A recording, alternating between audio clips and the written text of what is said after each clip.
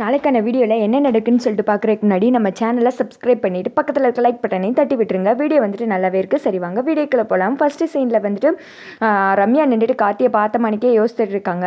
இன்னும் கொஞ்சம் நேரத்தில் உன்னுடைய 6 உயிர் பொண்டாட்டிக்கு என்ன ஆக போகுதுன்னு மட்டும் பாரு. ஆனால் அதெல்லாம் தெரியாமல் நீ பாட்டுக்கு இங்கே வேலை செஞ்சுக்கிட்டு இருக்க அப்படின்னு சொல்லிட்டு வில்லத்தனமாக யோசிச்சுட்டு இருக்காங்க. அப்போ ரம்யாக்கே தெரியுது அது 6 உயிர் ஒய்ஃபு அப்படின்னு சொல்லிட்டு. அப்போ ஊடால வந்துட்டு நந்தி மாதிரி இருக்கிறது ரம்யா தானே, அதை வந்துட்டு அவங்களுக்கு புரியலை. அடுத்து வந்துட்டு அந்த டிக்கன் தீபாவத்தை காமிச்சிட்டு இருக்காங்க. தலை அப்படியே ஒரு மாதிரி பாரமாக இருக்குது. எந்திரிச்சு நின்றுட்டு அத்தை அண்ணி அப்படின்னு சொல்லிட்டு கத்திக்கிட்டே ஸ்டெப்ஸ்லலாம் இறங்கி கீழே வர்றாங்க. எல்லோரும் எங்கே இருக்கீங்க வாங்க வாங்கன்னு சொல்ல எல்லாருமே வந்துட்டு கூட்டம் கூடிடுறாங்க. என்னம்மா எதுக்கு வந்துட்டு இப்படி கத்திட்டு இருக்க, எதுக்கு இப்படி கோவப்படுற அப்படின்னு சொல்ல, என்னது நான் கோவப்படுறேன்னா என்னை கோவப்படுத்துறது நீங்கள் எல்லாம் தான் அப்படின்னு சொல்லிட்டு பக்கத்தில் இருக்கிற அந்த ஃப்ரூட்ஸ் எல்லாத்தையும் கீழே தள்ளி போட்டு அந்த ஃப்ளவர் வாஸ்லாம் போட்டு உடைக்கிறாங்க. மைதிலி வேற ஏன் தீபா இப்படியெல்லாம் பண்ணிட்டு இருக்க, எதுக்கு பழங்கள்லாம் இப்படி வீணாக்குற அப்படின்னு சொல்லிட்டு கத்த ஆரம்பிச்சிடுறாங்க. என்னது நான் வீணாக்குறேனா, இதுக்கெல்லாம் நானா காரணம் நான் இல்லை அப்படின்னு சொல்லிட்டு சைடில் பார்க்குறாங்க. பலியாடு ரியா நின்றுக்கிட்டு இருக்கு. வந்து சிக்னாண்டா செவனாண்டி அப்படின்ற மாதிரி எல்லாத்துக்கும் இவ தான் காரணம், இவளை நான் கொல்லாமல் விட மாட்டேன், நீ தானடி இது பண்ண அப்படின்னு சொல்லிட்டு ரியாவோட கழுத்தை பிடிச்சி நெரிக்க ஆரம்பிச்சிடுறாங்க. எல்லாரும் தீபா விடுமா அப்படின்னு சொல்லிட்டு மைதிலி அபிராமி சேர்ந்து எவ்வளோ வந்துட்டு விளக்க பார்க்குறாங்க. அடுத்து வந்துட்டு அவளை போ அப்படின்னு சொல்லிட்டு தள்ளி விட்டுட்டு, ஐயோ எல்லாரும் என்னை விடுங்க, யாராவது என் கிட்டத்தில் வந்தீங்கன்னா எல்லாரையும் நான் கொண்டுருவேன், உங்களெல்லாம் சும்மாவே விட மாட்டேன், பாருங்க நான் என்ன பண்ணுற பாருங்க அப்படின்னு சொல்லிட்டு ஐயோ அப்படின்னு சொல்லிட்டு கத்திட்டே கீழே விழுந்துடுறாங்க. ஐயோ தீபா என்னாச்சு அப்படின்னு சொல்லிட்டு அபிராமி எவ்வளவோ தட்டி எழுப்பு பார்க்குறாங்க. எழுந்திக்கிற மாதிரி தெரில. மைதிலி போய் தண்ணி எடுத்துட்டு வாமா அப்படின்னு சொல்ல விறுவிறுன்னு மைதிலி வந்துட்டு தண்ணி எடுத்துகிட்டு வராங்க. தெளிச்சு பார்க்குறாங்க. அப்படியே வந்துட்டு தீபா எந்திக்க மாட்டேன்றாங்க. வெளியிலேருந்து மீனாட்சி சொல்கிறாங்க, அத்தை நம்ம இப்படியே இங்கே பேசிகிட்டு இருக்கிறத விட்டுட்டு நம்ம ஹாஸ்பிட்டல் தூக்கிட்டு போகலாம், அதுதான் சரியாக இருக்கும் அப்படின்னு சொல்ல சரி அப்படின்னு சொல்லிட்டு இவங்க ஹாஸ்பிட்டல் கிளம்புற மாதிரி காமிச்சிட்டு இருக்காங்க. அந்த திக்கா கார்த்தி வேலை பார்த்துட்டு இருக்கும்போது கார்த்திக் வந்துட்டு ஃபோன் வருது. அட்டன் பண்ணி பேசுகிறாங்க. எடுது இப்போவா எல்லாரும் போய்கிட்டு இருக்கீங்களா, சரி நான் வந்துடுறேன் அப்படின்னு சொல்லிட்டு விறுவிறுன்னு ரம்யா கிட்ட வராங்க. ரம்யாவுக்கு ஆல்ரெடி தெரிஞ்சதானே, நம்ம தான் 7:30 எழுத்த விட்டவன் வந்து நம்ம கிட்ட பெர்மிஷன் கேட்பானே, அது மாதிரியே வந்துட்டு ரம்யா அப்படியே அந்த பக்கம் திரும்பி சீன் போட்டுக்கிட்டு இருக்கா. கார்த்தி வந்துட்டு ஒரு அர்ஜென்ட்டான ஒர்க்கு, எனக்கு கொஞ்சம் நேரம் பெர்மிஷன் வேணும் அப்படின்னு சொல்ல சரி கார்த்தி போயிட்டு வாங்க அப்படின்னு சொல்லி அனுப்பிச்சு வைக்கிறாங்க. நெக்ஸ்ட் வந்துட்டு கார்த்தி ஹாஸ்பிட்டல் வராங்க. தீபாக்கு அங்கே ட்ரீட்மெண்ட் போய்கிட்டு இருக்கு. என்னாச்சு அண்ணி அப்படின்னு கேட்க என்னாச்சுன்னே தெரியல, நல்லா தான் தூங்கி ரெஸ்ட் எடுத்துகிட்டு இருந்தா, திடீர்னு தலையை பிடிச்ச மணிக்கே வந்தா, அவள் பாட்டு கோவமாக ஃப்ரூட்ஸ் எல்லாம் எரிஞ்சு கீழே தள்ளி விட்டு ரியா வேற கொலை பண்ண பார்த்தா. அவள் இப்படிலாம் நடந்துக்கிட்டதே கிடையாது, எனக்கே ரொம்ப கஷ்டமாக இருக்குது. சே பாவம், இத்தனை நாள் அவள் கஷ்டம்தான் பட்டுக்கிட்டு இருந்தா, ஏதோ வாழ்க்கையில் இப்போ கொஞ்ச நாள் தான் சந்தோஷமாக இருந்தா, அது கூட இந்த கடவுளுக்கு பொருட்களை போல தீபா கடைசி வரைக்கும் வாழ்க்கையில் கஷ்டப்படணுன்னே அவன் எழுதி வச்சிருக்கான் அப்படின்னு சொல்ல இப்போ நம்மளோட மைண்ட் வைஸ் ஐயோ மைதிலி அக்கா டேரக்டர் தாங்க அப்படி எழுதியிருக்காரு, கடவுளுக்கு வேலை இல்லை பாருங்களேன், தீபா மட்டும் கஷ்டப்படணும்னு எழுதுறதுக்கு டைரக்டர் வந்துட்டு இந்த மாதிரி ஸ்டோரியை கொண்டு போய்கிட்டு இருக்காங்க. அடுத்து வந்துட்டு மீனாட்சி சொல்கிறாங்க, கவலைப்படாதீங்க தீபாவுக்கு ஒன்றுமே ஆகாது, கண்டிப்பாக தீபா வந்துட்டு நல்லபடியாக ஆகிடுவா, சந்தோஷமாக இருப்பா, கார்த்தி பார்த்துக்குருவாரு அப்படின்னு சொல்ல கார்த்தி வந்துட்டு தீபாவை பார்த்த மணிக்கே இருக்காங்க. அடுத்து வந்து டாக்டர் வெளியில் வர்றாங்க. என்னாச்சு டாக்டர் இப்போ நார்மலாக இருக்காங்களா அப்படின்னு சொல்ல ஏதோ கொஞ்சம் வந்துட்டு மன அழுத்தத்தில் இருந்திருக்காங்க, அதனால தான் புத்தி பேதளிச்சு இப்படிலாம் பண்ணியிருக்காங்க, ட்ரீட்மெண்ட் கொடுத்துருக்கோம் சரியாயிடும், டேப்லெட்டும் கொடுத்துருக்கேன், நீங்கள் வந்துட்டு கண்டினியூவாக அதை ஃபாலோ பண்ணுங்கள், இப்போதைக்கு ஒன்றும் இல்லை அவங்க நார்மலாக தான் இருக்காங்க, இனிமேல் அப்படி நடந்துக்க மாட்டாங்க அக்ரெசிவா அப்படின்ற மாதிரி சொல்லிட்டு கிளம்பிடுறேன். இப்போதான் எனக்கு நிம்மதியாக இருக்குது மீனாட்சி அப்படின்னு சொல்லிட்டு மைதிலி சொல்ல சரி வாங்க நம்ம தீபாவை போய் பார்க்கலாம் அப்படின்னு சொல்லிட்டு பார்க்குறாங்க. இப்போ எப்படிங்க இருக்குது அப்படின்னு சொல்லிட்டு கார்த்தி கேட்க பரவாயில்லைங்க, ஆனால் உடம்புலாம் ரொம்ப அடிச்சு போட்ட மாதிரி பெயினாக இருக்குது, வலிக்குது அப்படின்னு சொல்லிட்டு தீபா சொல்ல ஏன் இப்படிலாம் நடந்துக்கிட்ட அப்படின்னு சொல்லிட்டு மீனாட்சி கேட்க அண்ணி இதை பற்றி நம்ம இங்கே பேச வேணாம், வீட்டுக்கு போய் பேசலாம் வாங்க அப்படின்னு சொல்லிட்டு அடுத்து எல்லாரும் வீட்டுக்கு கிளம்புறாங்க.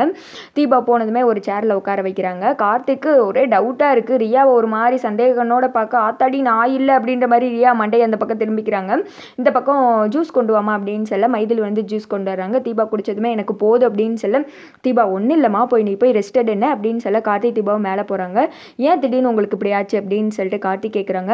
எனக்கே ஒன்றும் தெரியலங்க, தலையெல்லாம் பாரமாக இருக்கிற மாதிரி ஆயிடுச்சு, அதுக்கடுத்து நான் இப்படிலாம் நடந்துக்கிட்டேன், எனக்கு ரொம்ப கஷ்டமாக இருக்குது, எல்லாரும் என்னை பற்றி தப்பாக நினச்சிருப்பாங்க, நான் நடந்துக்கிட்டதை நினச்சா எனக்கே ரொம்ப அசிங்கமாக இருக்குது அப்படின்னு சொல்லிட்டு தீபா ரொம்ப ஃபீல் பண்ணுறாங்க.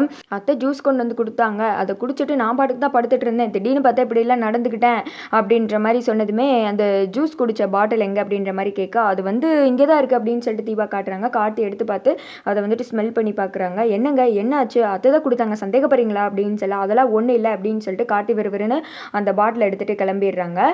தீபா வந்துடுச்சு இப்படிலாம் நடந்துக்கிட்டோமே ஏன் தான் இப்படி பண்ணையும் தீபா அப்படின்ற மாதிரி அவங்களே திட்டிட்டு அமைதியாக இருக்காங்க. கார்த்தி வந்துட்டு இதை வந்துட்டு ஹாஸ்பிட்டல் கொண்டு போய் செக் பண்ணுறது கொடுப்பாங்கன்னு சொல்லிட்டு நினைக்கிறேன். ரம்யா என்ன நினைக்கிறாங்க, நம்ம பண்ணுறது யாருக்கு தெரியாது, நம்ம பாட்டுக்கு இப்படி ஏதாவது தீபா வந்துட்டு பைத்தியமாக்கணும்னு சொல்லிட்டு நினைக்கிறாங்க. ஆனால் கார்த்தியோட மைண்ட் வைஸ் என்னவா இருக்கும், ஐயோ நான் பல ஃப்ராடுகளுக்கு மத்தியில் குடும்பம் நடத்திட்டு இருக்கேன், இந்த மாதிரிலாம் ஏற்கனவே என் குடும்பத்தில் நடந்துருச்சு, அதனாலன்னு சொல்லிட்டு அவர் வந்துட்டு பக்காவாக உஷாராக தான் இருக்காரு. ஆனால் யார் பண்ணுறாங்கன்ற மட்டும்தான் வந்துட்டு இவங்க தெரியல. பட் ஏதோ பண்ணுறாங்க அப்படின்னு சொல்லிட்டு கார்த்திக்கு தீபாவுக்கு ஒரு சின்னதாக டவுட் இருக்குது. அடுத்து வந்துட்டு கார்த்தி பர்மிஷன் முடிச்சுட்டு வந்துட்டேன் அப்படின்னு சொல்லிட்டு ரம்யா கிட்ட சொல்லிட்டு வேலைக்கு போகும்போது ரம்யா சொல்கிறாங்க, கார்த்தி இந்த கம்பெனிக்காக நீங்கள் எவ்வளவோ ஹெல்ப் பண்ணியிருக்கீங்க, ஏதாவது பிரச்சனையா என்கிட்ட ஷேர் பண்ணுங்கள், நான் வந்துட்டு ஹெல்ப் பண்ண தயாராக இருக்கேன், ஏதாவது பண உதவி வேணுமா அப்படின்னு சொல்ல, மேடம் நீங்கள் இவ்வளோ தூரம் கேட்டதே பெருசு, நான் எனக்கு வேணும்னா நான் உங்ககிட்ட ஹெல்ப் கேட்குறேன், இப்போதைக்கு எதுவும் தேவையில்லை அப்படின்னு சொல்லிட்டு கிளம்பிட. ஐயோ கார்த்தி நீங்கள் ரொம்ப பாவம், உன் பொண்டாட்டிக்கு கஷ்டத்தை கொடுக்குறதே நான் தான், அதெல்லாம் விட்டுட்டு எல்லா கஷ்டத்தையும் நீ என்கிட்ட சொல்லுவே அப்படின்னு சொல்லிட்டு கார்த்தியை நினச்சி தீபாவை நினச்சி நக்கல் பண்ணி சிரிச்சுக்கிட்டு இருக்கு இந்த பேக்கு. அடுத்து வந்துட்டு கார்த்தி வேலைக்கு போயிட, தம்பி முன்னெல்லாம் நான் தான் இப்படிலாம் வேலைக்கு வராமல் மட்டை போட்டு அலைவேன், இப்போ நீங்கள் அடிக்கடி பெர்மிஷன் கேட்டு போகிறீங்களே அப்படின்ற மாதிரி சொல்ல, அதெல்லாம் சும்மா தானே அப்படின்றாங்க. இங்கே பாருப்பா, நானா வேலையில் வந்துட்டு கொஞ்ச நாள் தான் இந்த மாதிரி ஃப்ரீ லீவை தான்ப்பா அடிக்கடி எடுத்துப்பேன் அப்படின்னு சொல்ல, சரிங்கண்ணே நீ இப்படியே வெட்டியாக பேசிகிட்டு இருங்க, நான் போய் வேலை பார்க்குறேன் அப்படின்னு சொல்ல, பேச்சு வாக்கில் நம்மளை கலாய்ச்சிட்டு போகிறோம் பாரு அப்படின்னு சொல்லிட்டு மாணிக்க வேறு அந்த திக்கை வந்துட்டு ஓட்டிக்கிட்டு இருக்காரு. அடுத்து வந்துட்டு ரம்யாவை பார்க்குறதுக்காக அவங்க ஃப்ரெண்டு ஒருத்தவங்க வந்திருக்காங்க. ரம்யாவை சுற்றி முற்றி தேடி பார்க்குறாங்க, எங்கேயுமே இல்லை. ரம்யா கால் பண்ணதுமே ஃபோன் அட்டன் பண்ணுறாங்க. ரம்யா உன்னை தேடி ஆஃபீஸ் வந்திருக்கேன், எனக்கு கல்யாணம்டி பத்திரிக்கை கொடுக்கறதுக்காக வந்தேன், நீ எங்கே இருக்க அப்படின்னு சொல்ல, ஐயோ நான் வெளியில் வந்துட்டேன்டி, சரி ஒன்றும் பிரச்சனை கிடையாது, நான் வர்றதுக்கு கொஞ்சம் டைம் ஆகும், நீ என் மேனேஜர்கிட்ட கொடுத்துட்டு போயிரு அப்படின்னு சொல்ல, ஓ வர்றதுக்கு டைம் ஆகுமா, அப்போ உன்னை பார்க்கவே முடியாதா, ரொம்ப பிஸி ஆகிட்டேன்ன அப்படின்னு சொல்ல, அதெல்லாம் ஒன்றும் இல்லடி, நீ வர்றப்பன்னு பார்த்து வெளியில் வர வேண்டியது வந்துச்சு, சரி விடு நீ மேனேஜர்கிட்ட கொடுத்துட்டு போயிரு அப்படின்ற மாதிரி சொல்ல, சரி உனக்கு எப்போ கல்யாணம், எப்போ குட் நியூஸ் சொல்ல போகிற அப்படின்னு சொல்ல, கூடி சீக்கிரமே அந்த குட் நியூஸை நான் சொல்கிறேன் அப்படின்னு சொல்லிட்டு ஃபோனை கட் பண்ணிடுறாங்க. இந்த திக்கு ரம்யாவோட ஃப்ரெண்டு வந்துட்டு கார்த்தி அந்த பக்கம் கிராஸ் பண்ணி போகிறாங்க. அவங்கள பார்த்து, ஹலோ எஸ்கியூஸ் மீ, இங்கே மேனேஜர் எங்கே இருப்பாங்கன்னு தெரியுமா அப்படின்ற மாதிரி சொல்ல, அதோ இருக்காங்க பாருங்க அப்படின்னு சொல்லிட்டு காட்டி கொடுக்குறாங்க.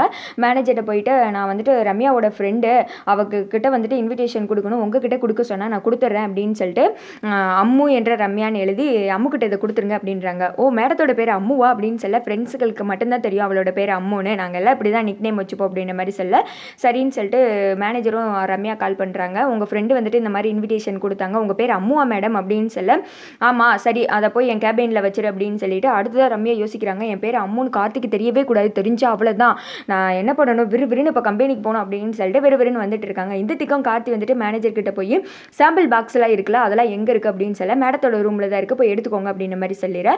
கார்த்தி அந்த ரூமுக்குள்ள வந்துட்டு சாம்பிள் பாக்ஸ் எடுக்கிறதுக்காக வர்றாங்க. பார்த்தா டேபிளில் தான் அந்த இன்விடேஷன் இருக்குது, அம்மு என்ற ரம்யான்னு.